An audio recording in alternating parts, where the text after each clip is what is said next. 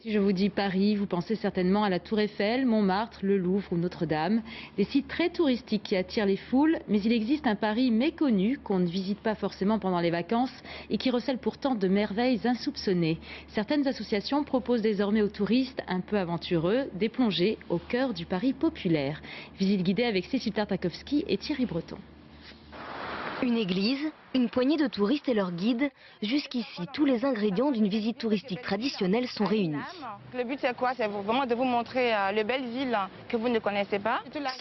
Sauf qu'aujourd'hui, on ne visite pas un Paris carte postale, mais un Paris populaire.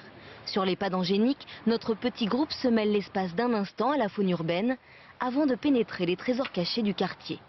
Derrière la porte, un dédale de cours intérieures, une balade à la campagne et une histoire qui se tisse au fil d'anecdotes. C'est ici qu'on gardait les costumes de la comédie française, d'où ici on appelle la cité du Palais Royal.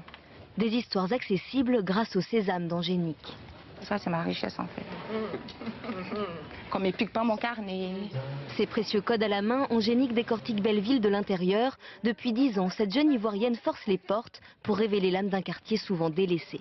Mon but, c'est vraiment de faire en sorte que les touristes puissent voir Belleville autrement qu'un quartier populaire. Et d'ailleurs, il y a ici le 160 rue de Belleville. Et pour pimenter la balade de souvenirs, rien de tel qu'une Bellevilloise pure souche. Quand j'étais petite, c'était en bas. Ce qu'on appelait vraiment Belleville, c'était au métro Belleville. Et quand on traversait la rue des Pyrénées, on était chez les bourgeois. Donc en 86, je suis arrivée chez les bourgeois. Ici, c'est les bourgeois. Avant, parce que c'est le bourg. Qu'ils viennent de Marseille, de Bulgarie ou du Val d'Oise, peu importe. C'est quand même plus sympa qu'à Montmartre ici. Chacun découvre ou redécouvre un Paris populaire, loin des clichés.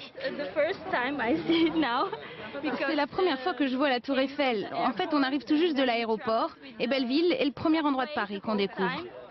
Mais on a beau s'éloigner des grands monuments, rien à faire. Ils servent toujours de toile de fond à la photo souvenir. Notre série